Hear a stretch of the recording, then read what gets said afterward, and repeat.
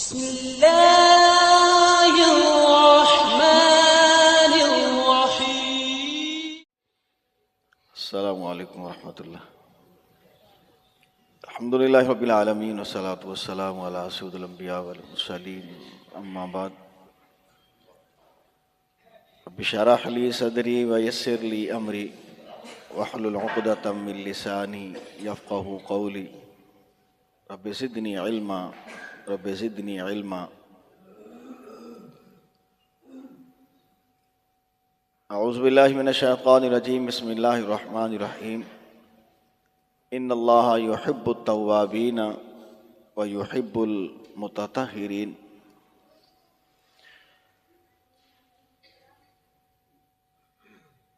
یقیناً دین اسلام دنیا کا سچا اور پاکیزہ ترین دین ہے. رسول اللہ صلی اللہ علیہ وآلہ وسلم نے میری آپ کی زندگی کے ہر شعبے کی رہنمائی کی ہے، اور جس شعبہ میں بھی رہنمائی کی وہ میرے آپ کے لیے سنت بن گئی. انسان کی زندگی کے بہت سارے مراحل میں سے ایک مرحلہ اس کی طہارت اور پاکیزگی کا بھی آتا ہے. انسانی فطرت ہے، انسان پر چند خاص عوامل ہونے کے ساتھ ہی اس پر غسل فرض ہو جاتا ہے. اب یہ تو نہیں ہو سکتا کہ انسان پر غسل فرض ہو تو اسلام اس کی رہنمائی نہ کرے کہ اب آپ نے پاکیزگی کیسے حاصل کرنی ہے. ایک آدمی کو رات سوئے ہوئے احتلام ہو گیا ہے، غسل فرض ہو گیا. ایک آدمی اپنی بیوی کے ساتھ تعلقات قائم کرتا ہے، اس حالت میں یقیناً اس پر اب پھر غسل فرض ہے. اب یہ تو نہیں ہے کہ ایسے آدمی جس آدمی پر غسل فرض ہے وہ ٹوٹی، وہ شاور، وہ نہر پہ جائے، چھلانگ لگائے اور باہر نکلے اور سمجھے کہ ہاں میرا غسل ہو گیا ہے. ایسا نہیں ہے. اسلام نے ہر چیز کا ایک طریقہ کار بتلایا ہے جس کو میں اور آپ سنت کہتے ہیں. آج انشاءاللہ العزیز سنت کے مطابق جو غسل طہارت ہے اس کو ڈسکس کرتے ہیں. میں نے آپ کو دو حالتیں بتلائی ہیں. ان دونوں حالتوں میں سے کوئی بھی اگر آپ کو کیفیت سے واسطہ پڑا ہے، یقیناً سب سے پہلے آپ واش روم جائیں گے. واش روم جانے سے پہلے یقیناً جو ہمیشہ کی سنت ہے میری آپ کی ہونی بھی چاہیے، بیت الخلاء میں داخل ہونے سے پہلے چاہے وہ غسل والی جگہ ہے، جیسے اب عمومی ہو گئی ہے ہمارے گھروں میں پیشاب پخانے والی جگہ اور غسل والی جگہ تقریباً اب ایک ہی ہو گئی ہے. تو داخل ہونے سے پہلے بسم اللہ اللہم انی اعوذ بک من الخبث والخبائث یہ پڑھنا ضروری ہے. اور کوشش کیا کریں بسم اللہ کو اپنی روٹین بنائیں. ہر چیز کو پکڑنے سے پہلے، ہر چیز کو کھولنے سے پہلے، خصوصی طور پر رات کو گھر کے دروازے بند کرنے سے پہلے.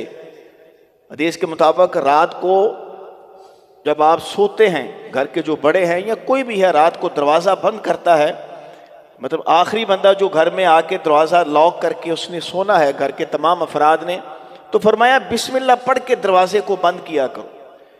جب تم بسم اللہ پڑھ کے دروازے کو بند کرتے ہو تو شیطان کی اتنی قوت اور طاقت نہیں ہے اس دروازے کو کھول سکے. اسی طرح پھر واش روم بیت الخلاء میں داخل ہونے کا بھی یہی انداز، اور یہاں بھی بسم اللہ رکھی ہے.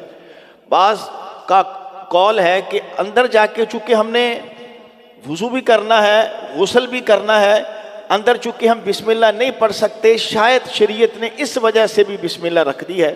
اس کی کوئی دلیل اور نص تو خیر نہیں ہے، مگر بسم اللہ اندر جاتے پوری دعا کے ساتھ ضرور پڑھا کریں.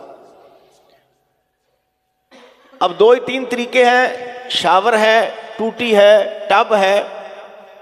کوشش کریں روزانہ کی روٹین بنائیں. جب بھی آپ نے صبح اٹھنا ہے اپنے دونوں ہاتھوں کو اچھی طرح دھونا ہے روزانہ، اور جب بھی آپ نے صبح اٹھنا ہے ان دونوں ہاتھوں سے کوئی چیز نہیں کھانی. آپ اسلام کی خوبصورتی اور اسلام کی طہارت اور پاکیزگی دیکھیے. کہا کہ رات کو تو سویا ہے، اینا باتت یادہ، تجھے کیا خبر تیرا ہاتھ رات کہاں کہاں پھرتا رہا، اس نے رات کیسے بسر کی۔ اور ہم عمومی دیکھتے بھی ہیں کہ رات کو سوئے ہوئے کوئی آدمی یہاں خارش کر رہا ہے، کوئی یہاں کر رہا ہے، کوئی قمیض کے اندر سے کر رہا ہے، کوئی شلوار کے اندر سے کر رہا ہے، تو ہاتھ پہ تو گندگی لگنے کے چانسز ہیں۔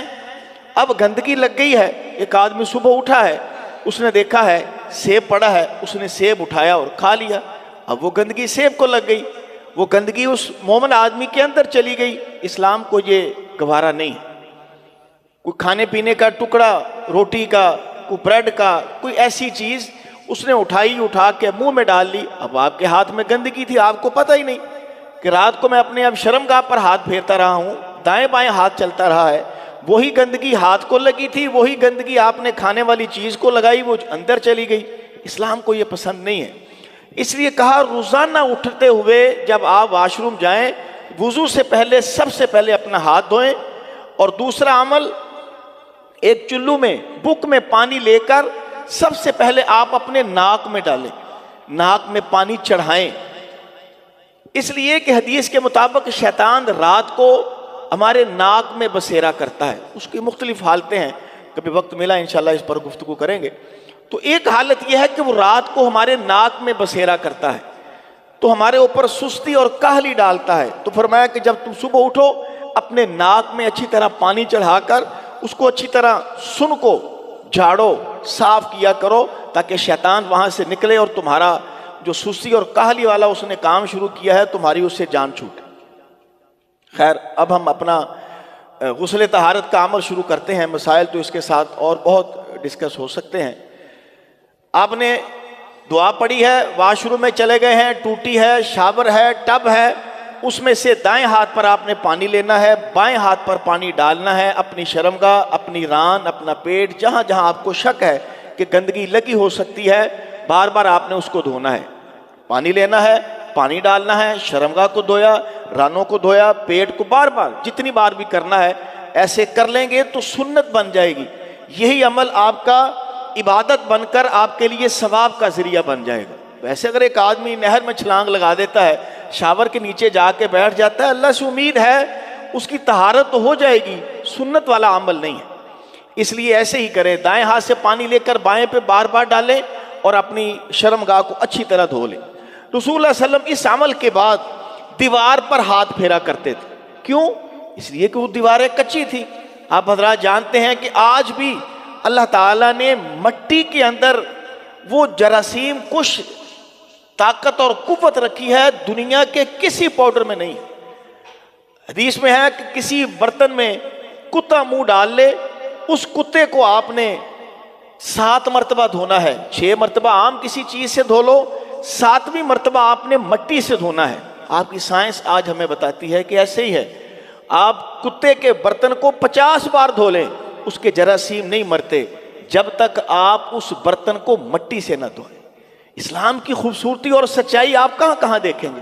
تو رسول اللہ صلی اللہ علیہ وسلم اپنے ہاتھ کی صفائی کرنے کے لیے چونکہ بار بار شرمگاہ کو لگا ہے، اپنے دیوار پر ملتے تھے۔ اب دیواریں بھی پکی ہیں الحمدللہ، ہمارے پاس اس کا متبادل صابن وغیرہ بھی ہے، تو آپ صابن استعمال کریں ہاتھ کو دھونے کے بعد۔ وہی اب وضو والا پورا طریقہ جو ہم آپ کو پہلے دہرا چکے ہیں، وہ پورا وضو کا طریقہ کریں۔ دوسری حدیث میں کچھ ہٹ کے بھی ہے کہ وضو والے طریقے میں سر کا مسح نہیں کرنا، پاؤں نہیں دھونے، مگر ایک اور حدیث کے اندر حدیث میں ہے کہ آپ نماز والا پورا وضو کریں اور اس کے بعد اگلا پروسیجر بہتر یہ ہے کہ آپ اسی پر عمل کریں، سارا وضو کریں جس طرح وضو کا طریقہ ہے۔ وہ کرنے کے بعد وہی طریقہ، شاور ہے اس کے نیچے ہاتھ کر لیں، ٹوٹی ہے اس کے نیچے ہاتھ کر لیں، ٹب ہے اس میں سے ایک وہ پانی لیں، اپنے سر پہ پانی ڈالیں، سر پہ پانی ڈالنے کے بعد پورے سر پہ اس کو ملیں، ایک بار لے لیا دوبارہ پھر لیں اچھی طرح، آگے پیچھے دائیں بائیں پورے بالوں کی جڑوں تک آپ کا پانی جانا چاہیے۔ 3 بار آپ ایسے کر سکتے ہیں، 3 سے زیادہ نہیں۔ 3 بار کرنے کے بعد کسی حدیث میں نہیں ہے، حدیث تو یہ کہتی ہے کہ یہ کام کرنے کے بعد آپ اپنے جسم پر پانی بہا لیں۔ چونکہ رسول اللہ صلی اللہ علیہ وسلم ہر اچھا کام دائیں طرف سے شروع کرتے تھے، اس لیے ہم اس سنت پر عمل کرواتے ہوئے کیا دیتے ہیں کہ وہ ٹب کے نیچے سے، ٹوٹی کے نیچے، شاور کے نیچے، یا آپ نے ٹب سے ڈونگے سے پانی لینا ہے، 1 2 3 बार अपनी दाईं तरफ डाल लें, फिर आप अपनी बाईं तरफ डाल लें, आपका ये गुस्ल मुकम्मल हो गया। उसके बाद आप अपने पूरे जिस्म पर पानी बहा लें, आपका गुस्ल तहारत हो गया। इस दौरान अगर आपका हाथ आपकी शर्मगाह को लग गया है, आपका वुज़ू टूट गया है। इस दौरान अगर आपका हाथ आपकी शर्मगाह को नहीं लगा, आपने वो जो पहले वुज़ू किया था, आपने गुस्ल किया था, वो बरकरार है। आप बाहर निकलेंगे, आप लिबास पहनेंगे, बाहर निकलेंगे, बाहर निकलने के बाद दुआ पढ़ेंगे, उसके साथ आप कोई भी नमाज पढ़ना चाहें आप नमाज पढ़ सकते हैं, आपका वुज़ू भी है और आपका गुस्ल भी है। हाँ, सिर्फ ये ज़रूर है कि अगर बग़ैर लिबास के, बग़ैर ओट के शर्मगाहों को हाथ लग जाए, फिर वुज़ू टूट जाता है। किसी हदीस में नहीं है। अच्छा, यही तरीकाकार औरतों के लिए भी है। किसी हदीस में ऐसा नहीं है कि आप बीवी के पास जाते हैं तो आप काफर हो जाते हैं। बात को समझिएगा कि बीवी से ताल्लुकात कायम करने से बंदा काफर नहीं होता। मैं लफ्ज़ काफर इसलिए बोल रहा हूँ, अक्सर भाइयों से, अक्सर औरतों से सुना है कि ये जो आपने औरतों ने अपने मखसूस अयाम के बाद जो गुस्ल करना होता है, तो गुस्ल के वक्त पता नहीं पहले या बाद में उन्होंने कलमा शरीफ भी पढ़ना होता है। हमें नहीं समझ आई वो कलमा क्यों पढ़ना है।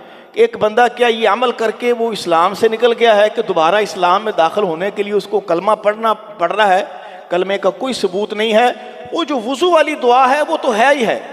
अगर उस दुआ को दुआ समझ के, सुन्नत समझ के पढ़ रहे हैं फिर ठीक है, मगर इस अमल के साथ हमें पता चला है कि बाज़ मर्द, बाज़ औरतें समझते हैं कि हम चूँकि पलीद हो गए थे, नजस हो गए थे, तो हमें ये कलमा ला इलाहा इल्लल्लाह या ला इलाहा इल्लल्लाह मुहम्मद रसूलुल्लाह या ला इलाहा इल्लल्लाह वहदहु ला शरीका लह या अशहदु अन ला इलाहा, जो भी है ये जो पढ़ते हैं ये किसी हदीस से, सुन्नत से साबित नहीं है।